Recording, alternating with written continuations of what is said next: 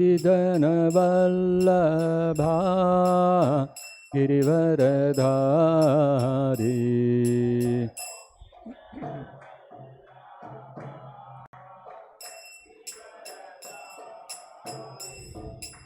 Yashodanandana Vrajajanaranjana.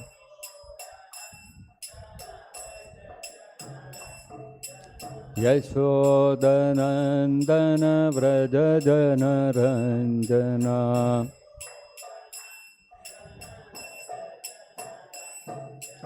Yamuna Tira Vanachari.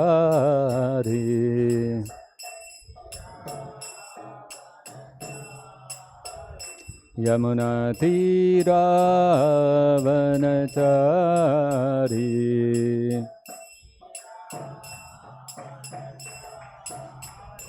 Jaya Radha Madhava Kunja Vihari.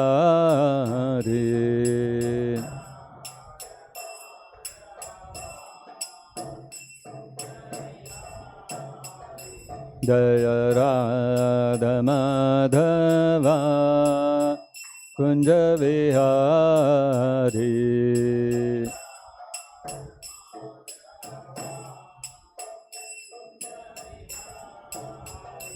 Jaya Gopi Jana Vallabha Girivaradhari.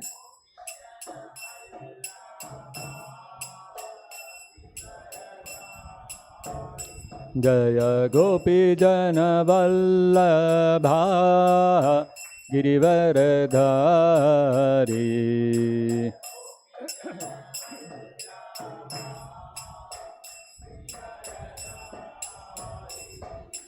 Yashodanandana Vrajajanaranjana.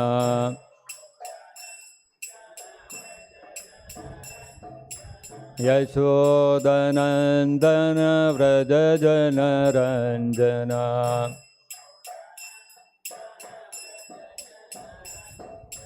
Yamuna Tira Vanachari.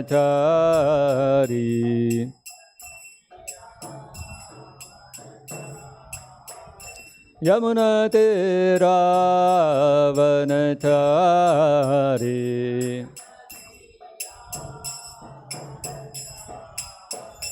Jaya Radha Madhava Kunja Vihari.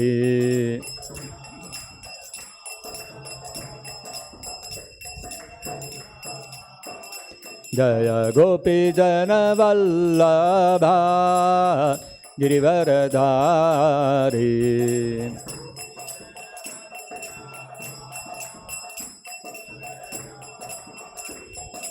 Yashodanandana Vrajajanaranjana. Yamuna Tira Vanachari. Yamuna Tira Vanachari. Jaya Radha Madhava Kunja Vihari.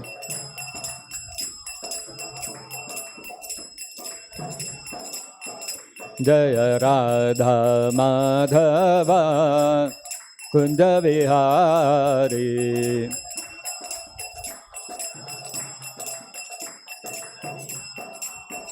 Jaya Krishna Balaram, Jaya Krishna Balaram, Krishna Balaram, Jaya Krishna Balaram.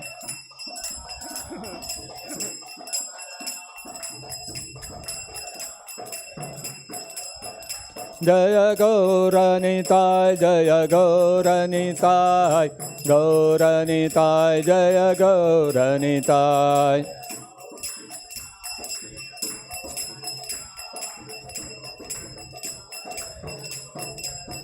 Jaya Jaya Prabhupada, Prabhupada, Prabhupada, Prabhupada.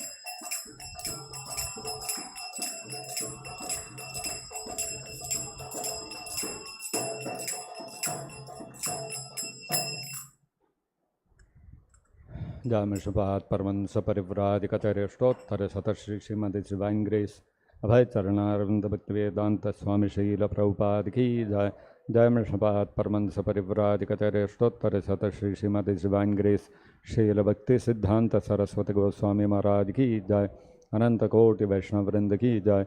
Prem se kaho Shri Krishna Chaitanya Prabhu Nityananda Shri Advaita Gadadhari Shivasadi Gaura Bhakta Vrinda Ki Jai. ग्रंथराज श्रीमद्-भागवतम की जय। श्री श्री कृष्ण बलराम की जय। श्री श्री गौर निताय की जय। हरे कृष्ण महामंत्र की जय। जगत गुरु श्रील प्रभुपाद की जय। निताय गौर प्रेमानंदे हरि हरि बोल। ओम नमो भगवते वासुदेवाय। ओम नमो भगवते वासुदेवाय। ओम नमो भगवते वासुदेवाय।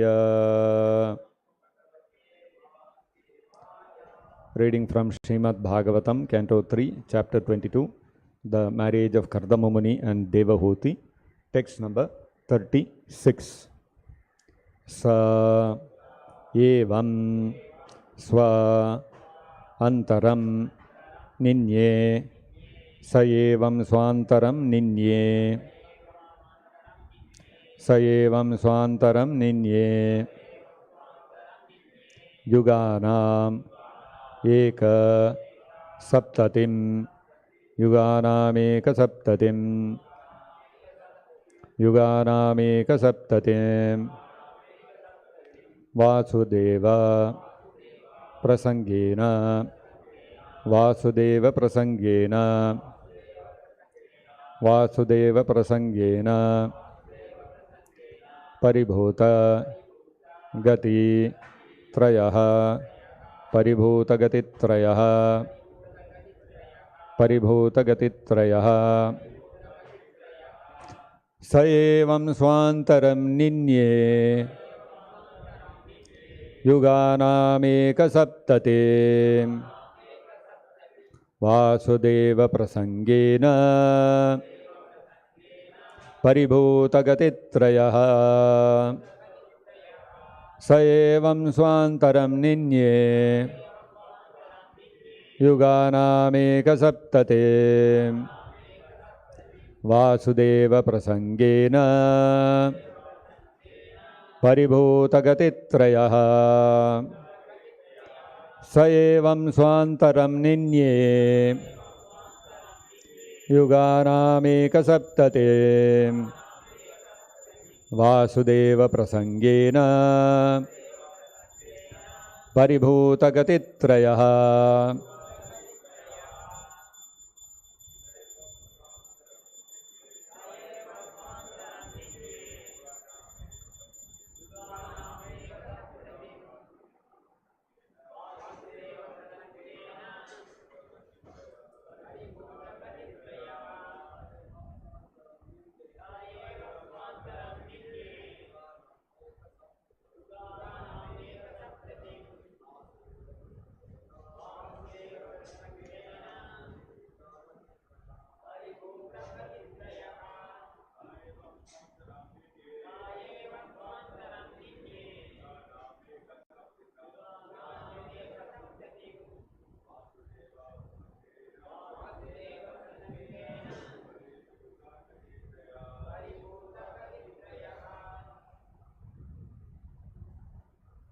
Saha, he, Swayambhuva Manu, evam, thus, swaantaram, his own period, ninye, past, yuganam, of the cycles of 4 ages, ekasaptatim, 71, Vasudeva, with Vasudeva, prasangena, by topics connected, Paribhuta, transcended, Gatitrayaha, the three destinations.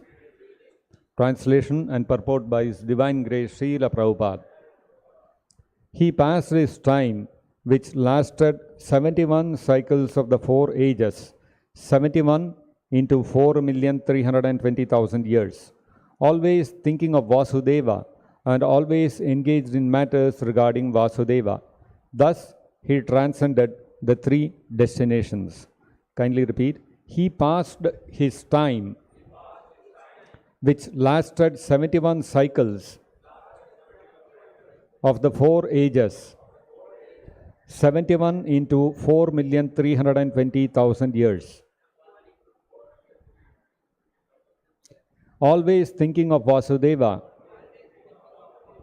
and always engaged in matters regarding Vasudeva. Thus, he transcended the three destinations. Purport by Srila Prabhupada. The three destinations are meant for persons who are under the control of the three modes of material nature. These destinations are sometimes described as the awakened, dreaming, and unconscious stages. In Bhagavad-gita, the three destinations are described as the destinations of persons in the mode of goodness, passion, and ignorance. It is stated in the Gita that those who are in the mode of goodness are promoted to better living conditions in higher planets, and those who are in the mode of passion remain within this material world on earth or on heavenly planets. But those who are in the mode of ignorance are degraded to an animal life on planets where life is lower than human. But one who is Krishna conscious is above these three modes of material nature. It is stated in Bhagavad-gita that anyone who engages in devotional service to the Lord automatically becomes transcendental to the three destinations of material nature and is situated in the Brahma-bhuta or self-realized stage. Although Swayambhuva Manu, the ruler of this material world, appeared to be absorbed in material happiness, he was neither in the mode of goodness nor in the modes of passion or ignorance, but in the transcendental stage. Therefore, one who fully engages in devotional service is always liberated. Billamangala Thakura, a great devotee of the Lord, stated, "If I have unflinching devotion to the lotus feet of Krishna, then Mother Liberation is always engaged in my service. The complete perfection of material enjoyment, religion, and economic development is at my command." People are after dharma, artha, kama, and moksha. Generally, they perform religious activities to achieve some material gain, and they engage in material activity for sense gratification. After being frustrated in material sense gratification, one wants to be liberated and become one with the absolute truth. These four principles form the transcendental path for the less intelligent. Those who are actually intelligent engage in Krishna consciousness, not caring for these four principles of the transcendental method. They at once elevate themselves to the transcendental platform, which is above liberation. Liberation is not a very great achievement for a devotee, to say nothing of the results of ritualistic performances in religion, economic development, or the materialistic life of sense gratification. Devotees do not care for these. They are situated always on the transcendental platform of the Brahma-bhuta stage of self-realization. Thus ends the Bhaktivedanta purport. Om Ajnana-timirandasya Jnananjana-shalakaya Chakshurunmilitam Yena Tasmai Shri Gurave Namaha.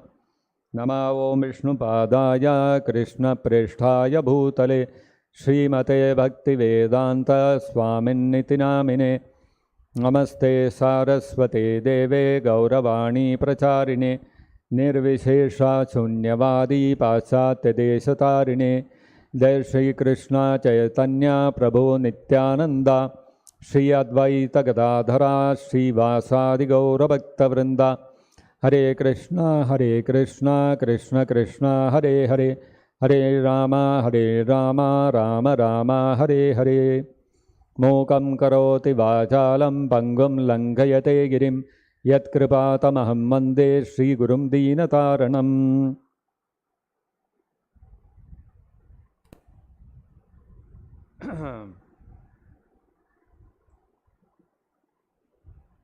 So we are seeing how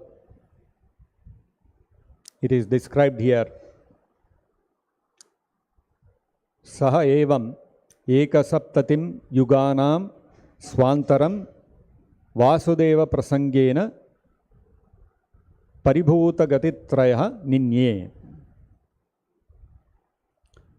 He, Saha, he means Swayambhuva Manu. Thus, evam, thus, in this way, ekasaptatim yuganam swantaram, his duration of life, his ayu of 71 yugas, mahayugas, which was swantaram, which was his duration of life. For the people on this material earthly planet, the duration of life is 100 years. But for Manu, the duration of life is 71 mahayugas. And this lifespan of Swayambhuva Manu, how did he spend it? Vasudeva prasangena, by always being immersed in matters related to Vasudeva, Krishna. Paribhuta gatitrayaha, and by always being engaged in matters related to Krishna, he transcended the three destinations. And ninye, in this way, he passed his duration of life, his lifespan. In the Bhagavad-gita, the description is given about the duration of each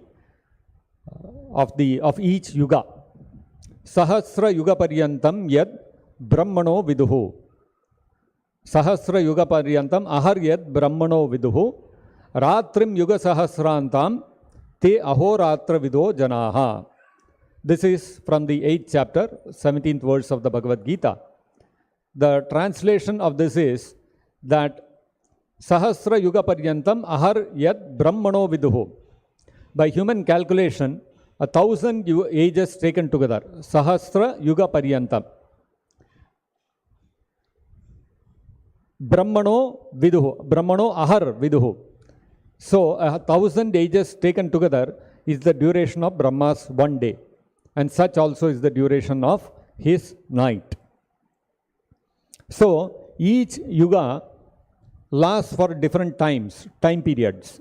Kali Yuga lasts for 432,000 years, and the age preceding it is Treta Yuga, is Dwapara Yuga, wherein the time period of the Yuga was double that of Kali Yuga, 864,000 years.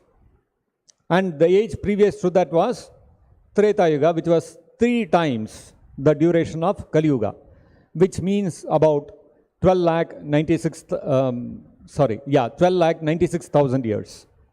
And the last is Satya Yuga, which lasts for 4 times Kali Yuga, which means about 17,28,000 years approximately. So the total duration of the 3 yugas put together, Satya Yuga, Treta Yuga, Dwapara Yuga and Kali Yuga, comes to 43,20,000 years or 4,320,000 years. This one cycle constitutes one Mahayuga. After Kali Yuga, again Satya Yuga starts, and again the cycle of Satya, Dwapara, Treta and Kali Yuga repeats. So the Bhagavad-gita Krishna is saying, Sahasra Yuga Paryantam, when 1,000 such Mahayugas are taken together, that constitutes Aharyat Brahmano Viduhu. That constitutes one day of Brahma, which is, according to our calculation, one day means 12 hours. So what is 43,20,000 into 1,000 years for us is 12 hours for Brahma. And similarly, Ratrim Yuga Sahasrantam Te Ahoratra Vido Janaha. Krishna is saying that similarly, the night of Brahma also lasts for the same period of time of 43,20,000 into 1,000 years. That means one day of 24 hours of Brahma is equivalent to our 86,40,000 into 1,000 years. That is the duration of one day of Brahma. Like this, Brahma's month, 1 month consists of 30 days, and 1 year consists of 360 days, and he lives for 100 such years. This is the lifespan of Brahma. Now, Manu, when we come down, so Brahma lives on the topmost planet within this material universe, which is called Brahmaloka. When we come down to lower planetary systems, then the lifespan accordingly reduces. Swayambhuva Manu, his lifespan lasts for only 71 Mahayugas, which is not even one day of Brahma. One day of Brahma is 1000 Mahayugas. So out of 1000, only 71 Mahayugas is the lifespan of Swayambhuva Manu, of every Manu. That way, if you look at it, Manu's lifespan is not very long. But when you calculate according to human, earthly years, then 71 into 43,20,000 years. That's quite a long period of time. So the time period varies from planet to planet of the duration of life, and it is a relative time scale. Now, when we say that the different planets according to the description of the Vedas, some planets are higher and some planets are lower. We say that Brahma's planet is the topmost planet. The Earth is the middle planetary system. There are also lower planetary systems. What does it mean, higher and lower planetary systems? Because in this world, if you see Earth, you can say something is high or something is low based on our position with respect to the ground. Some skyscraper somebody has built, which is 100 floors or 200 floors tall. Then you go to the top of it, you are at the top, and somebody standing on the ground is below. You can say there is a reference of the surface of the earth with respect to which we say something is higher or lower. Now, with respect to the space wherein all the planets are floating, how do you say something is lower or higher? Shri Krishna Balaram. How do you say something is lower or higher? Because there is no reference point. Everything is floating in space. All the planets are floating in space. So how do you say something is lower or higher? If you take one reference point, something may be higher. If you take another reference point, it may be considered lower. So how do the Vedas state some planets are higher and some planets are lower? The description given in the Vedas of the different planetary systems being higher or lower is not based on their physical position in space. It is based on how much developed the consciousness is of the people who are residing within that planetary system. Developed consciousness means how much they have realized who they are and who is the supreme absolute truth, the source from which we all have emanated. Like in the Vedanta Sutras, it is stated, Janmadyasya Yataha. The supreme absolute truth is the person from whom everything has emanated. So he is the absolute truth is the source of all of us. When people are in ignorance of who that source is, then their consciousness is said to be lower consciousness. And when they are fully aware that supreme absolute truth, the source of everything, that Brahman is Krishna, then he is in the topmost consciousness. His consciousness is most developed. So in Brahmaloka, in the planet of Brahmaji, everyone is aware that he is an Atma, he is a living entity, and he is different from the body, and that the supreme absolute truth from the source from which we all have emanated is Vishnu. All the people on Brahmaloka know this. Therefore, Brahmaloka is the topmost planet within this universe. The earthly planet is the middle planetary system because here you can find both kinds of living entities. Some people are realized, some people are self-realized, some people know that Vishnu is the source, Vishnu is the person from whom we are all emanating, and there are also people who don't know, who are in total ignorance, thinking that they are the body. You can find both kinds of living entities at every point of time on this earthly planet, and therefore the earthly planet is called a middle planetary system. And when we speak of lower planetary systems, it is not that lower in terms of economic development or in terms of position in space. Even on the lower planetary systems, you will find there is a lot of wealth and opulence. There is Nagaloka, one of the lower planetary systems, where all the residents of that planet are reptiles or snakes, and all of them have their hoods studded with valuable diamonds and jewels. So you can imagine the opulence. Everybody is born with a diamond on his hood. That is Nagaloka. So you can imagine the kind of opulence there. Diamonds are all very freely available. So opulence, material opulence is there even on the lower planetary systems.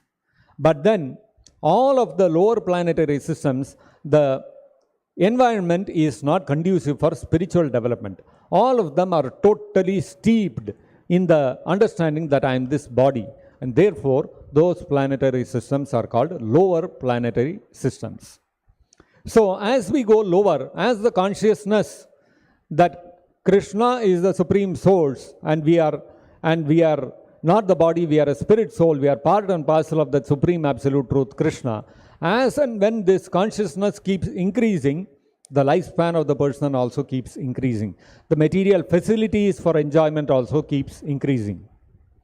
Whereas, when the consciousness that Krishna is the supreme absolute truth from whom we have all emanated, and we are not the body, we are spirit soul, as this consciousness keeps reducing, the lifespan also keeps reducing.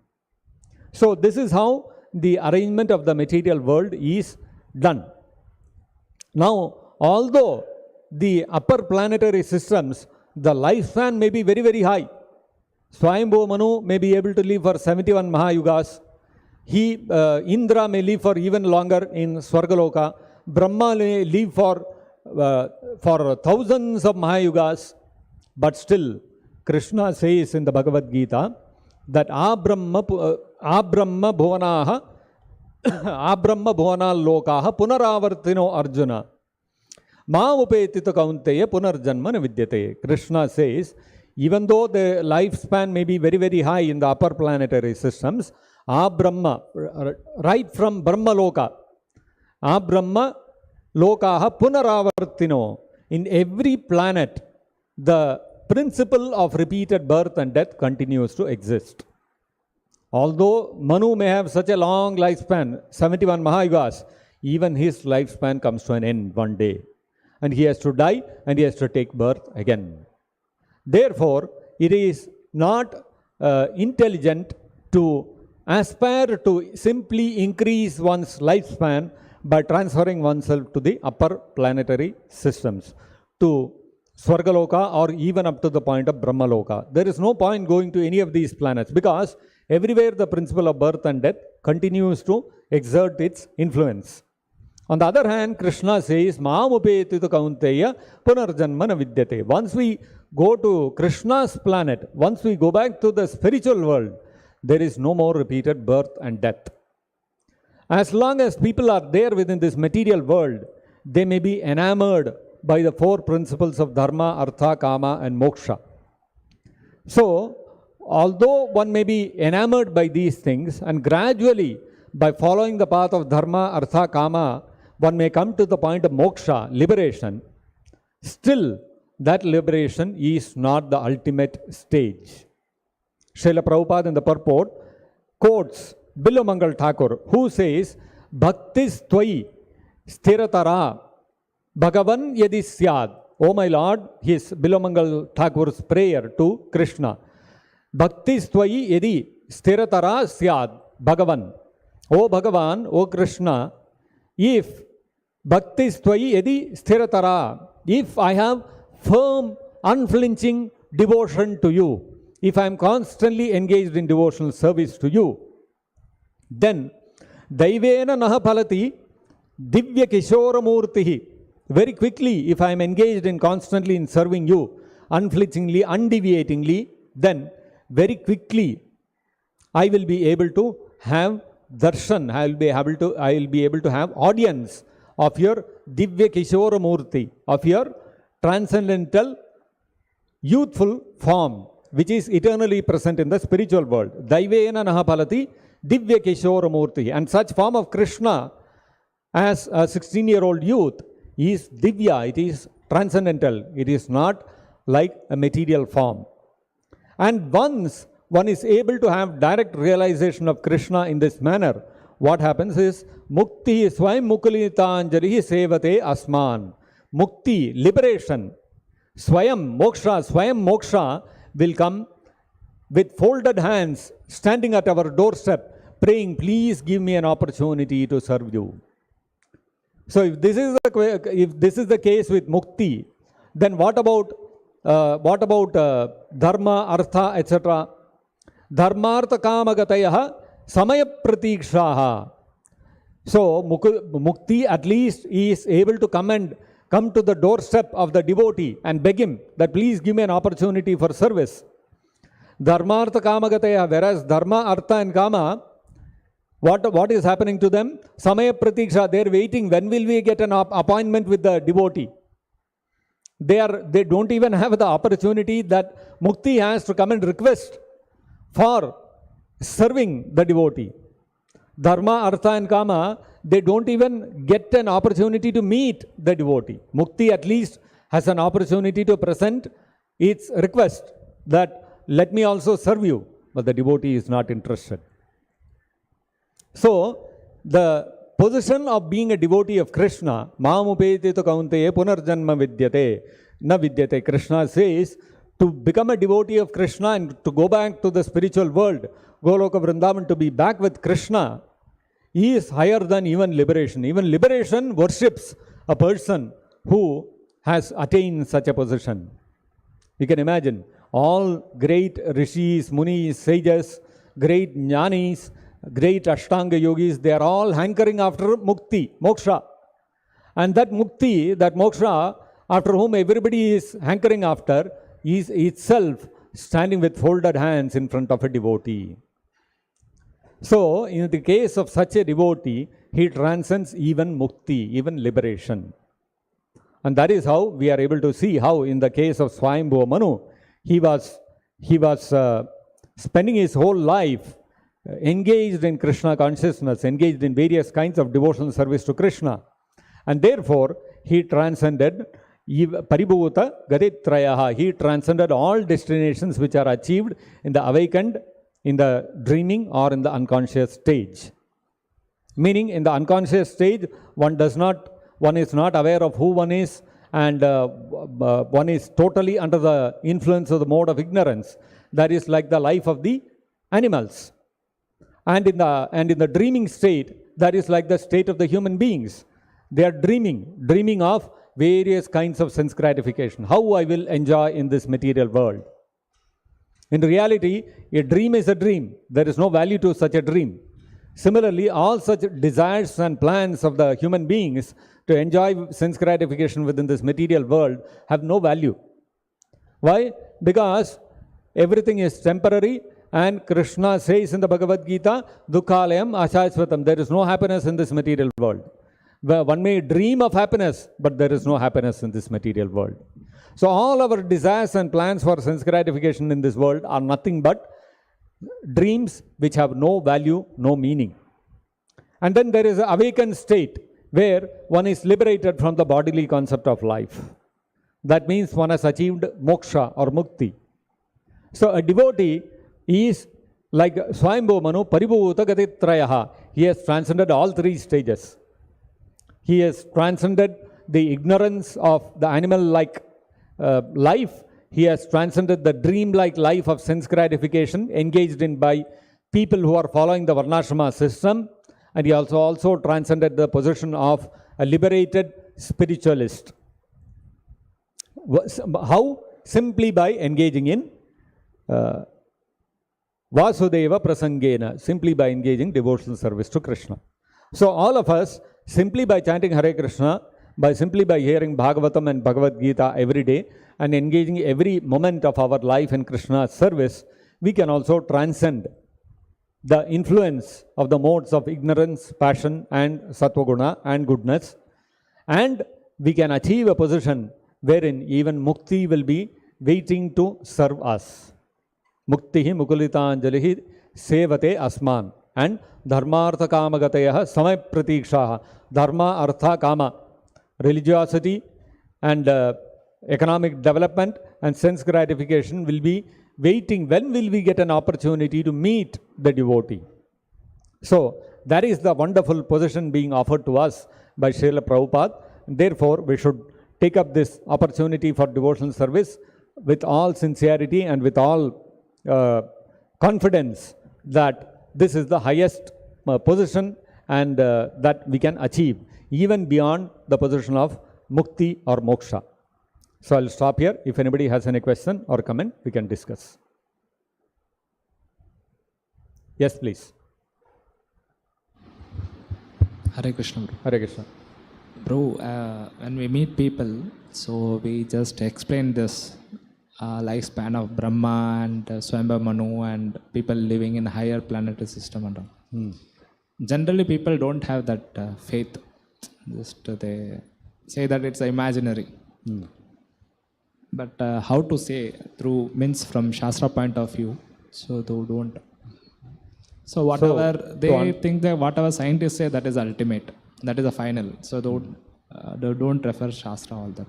So if you look at Prabhupada's strategy, whenever anybody would start teaching sin theta, cos theta and all those kind of things, what the child will understand? Understand you are not the body, you are spirit soul. Because that's the, if you look at the description of the duration of the life of Brahma, Aharyat Brahmano Vidu, Krishna is talking that where? Not in the 2nd chapter. He is talking that in the 8th chapter. After he has convinced Arjuna about so many, all the basics of spiritual life.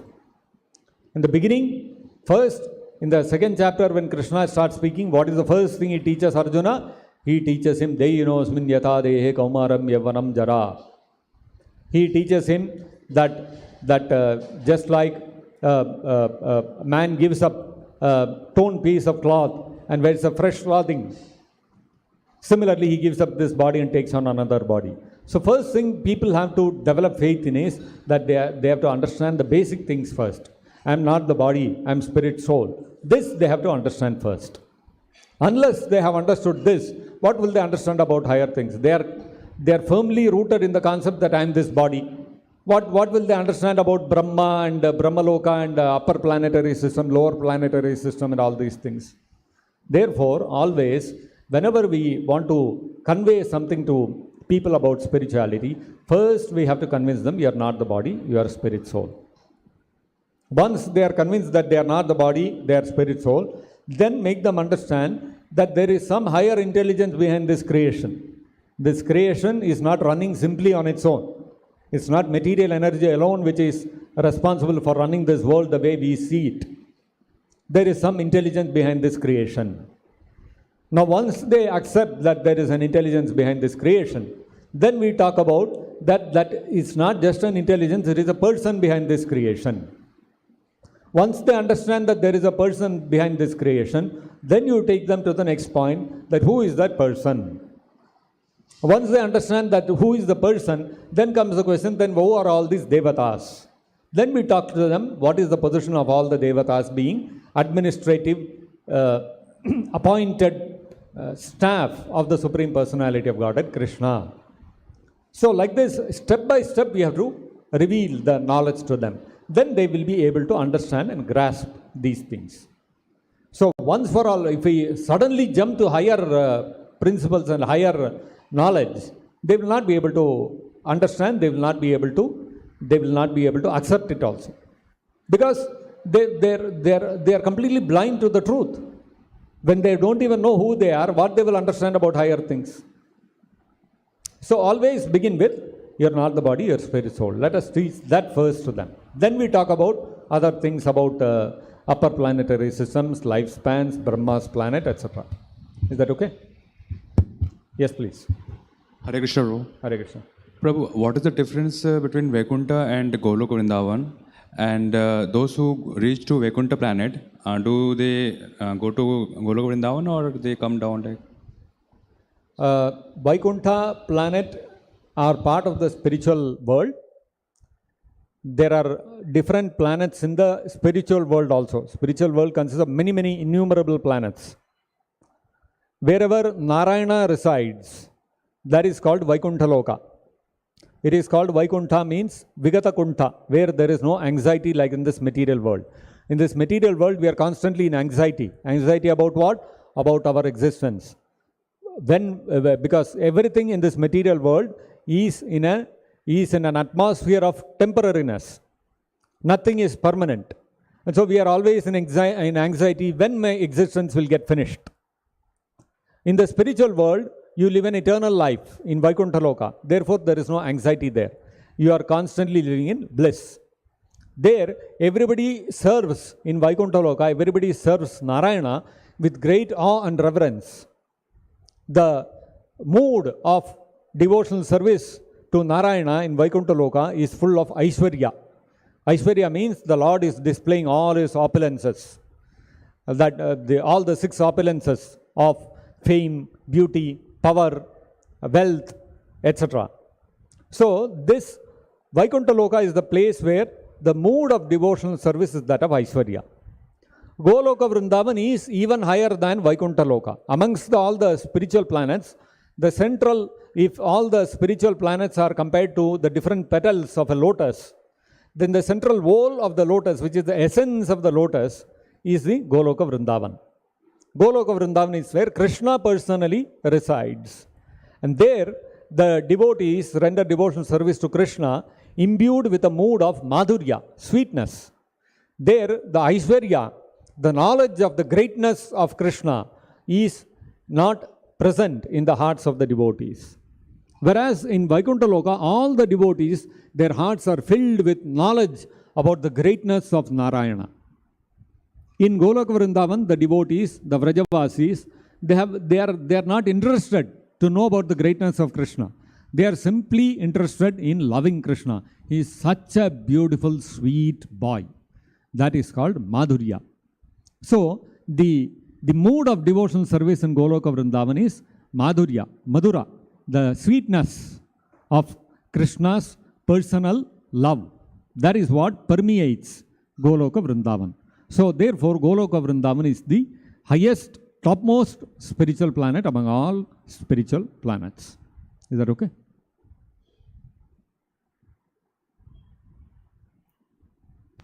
And Prabhu, one who reaches Vaikuntha planet, does he comes down or does he goes to? Once one goes to the spiritual world, once one goes to Vaikuntha Loka, there is no coming back. So all those who reside in Vaikuntha Loka also do not fall down. Is that okay? So for how they transfer from Vaikuntha to Goloka Vrindavan? Not necessary for them to transfer from Vaikuntha to Goloka.